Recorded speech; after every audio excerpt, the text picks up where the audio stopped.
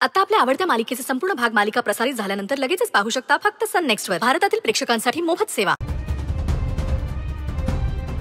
गौरी, आई होण्याची माफी नको मागूस.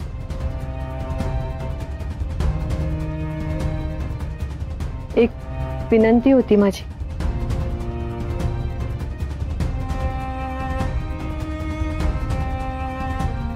बोला ना. बिट्टीला माझ्याबद्दल नक्की काय वाटतं मला हे जाणून घ्यायचंय.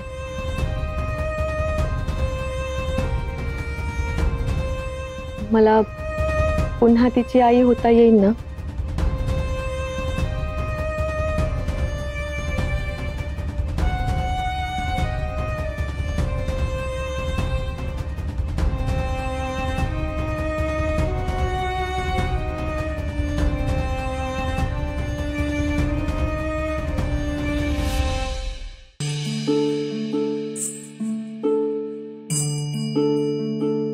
बाप्पा, मी ऐकलंय तुझ्याकडे जे मागेल ते मिळतच.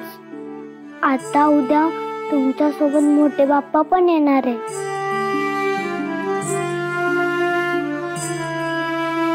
त्यांना म्हणावं उद्या उशीर करू नका.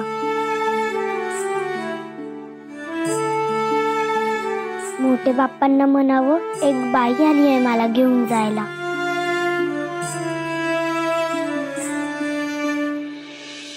तर त्यांना म्हणावा तुम्ही लवकर या. ती बाई म्हणते की ती माझी आई आहे. पण मी जेव्हा बोलायला लागले तेव्हापासून मी कलियुगकडेच होते.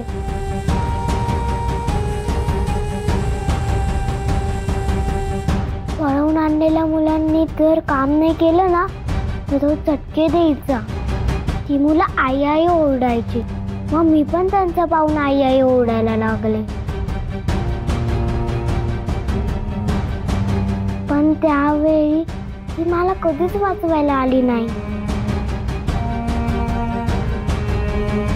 मला भूक लागल्यानंतर जेवण भरवायला पण नाही आली. मला चटके बसले त्यावर फुंकर मारायला पण नाही आली. मला शोधायला सुद्धा नाही आली बाप्पा. तिने कधी मला वाचवायचा पण नाही प्रयत्न केला. म्हणून मी रडताना आई आई ओरडणं सोडून दिलं.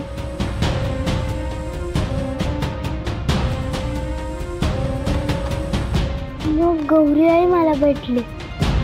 तिने मला खूप प्रेम दिलं, खूप जीव लावला. आता मी पार्टनर आणि आई सोबत खुश असताना ती बाई का आलीये? ते पण एवढे उशिरा? मला तर नकोय ती. बाप्पा, तू मोठ्या बाप्पाला सांग की तू लवकर आणि तिला इथून घेऊन जा.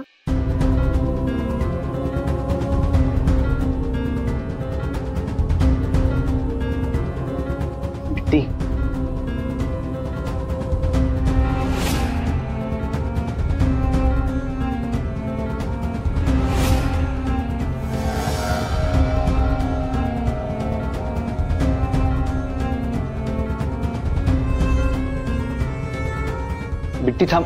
बिट्टी, बिट्टी बाळा,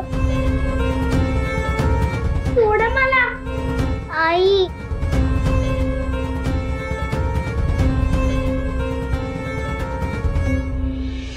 मला माफ कर बाळा. मी तुझ्यापर्यंत पोहोचायला उशीर केला.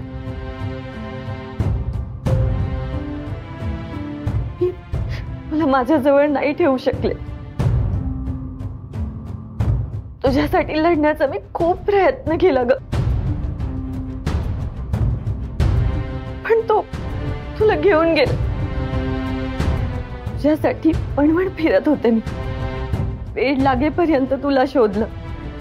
कसं सांगू तुला, तुझ्यासाठी किती तीळ तीळ तुटत होते मी.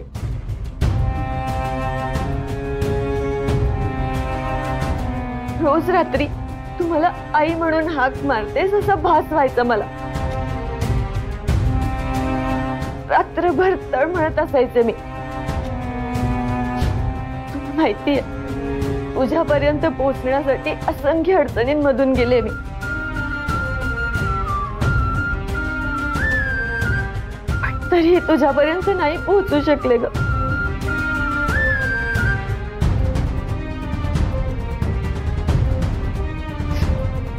मला माफ कर बाळा, खरंच मला माफ कर.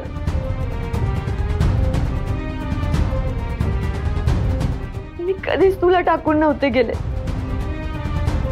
परिस्थितीने मला तुझ्यापासून दूर केलं होतं. मला माफ कर.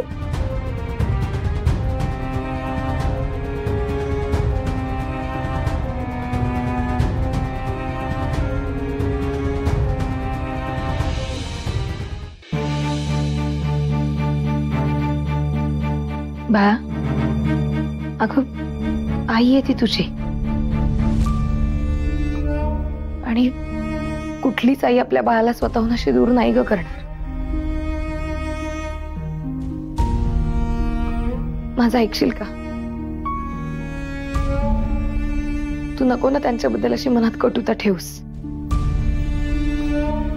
बिट्टी,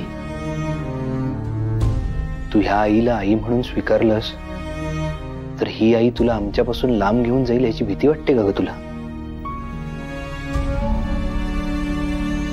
तू नको काळजी करूस बाळा, असं काही होणार नाही. तू जर ह्या आईला आई म्हणून स्वीकारलंस ना, तर मी तुला खात्री देतो की तुला कोणीच आमच्यापासून लांब नाही करणार. तुला आठवतंय जेव्हा तुला माझी आठवण यायची तेव्हा तू अगरबत्ती लावून माझी वाट पाहायचीस, देवाकडे प्रार्थना करायचीस. या आईने तुझ्यासाठी बाप्पाकडे प्रार्थना केली असेल, पण त्या आईची प्रार्थना पूर्ण नाही ना होते. पण बाप्पाला तिची प्रार्थना पूर्ण करण्यासाठी तुझी मदत लागेल. करशील ना मदत?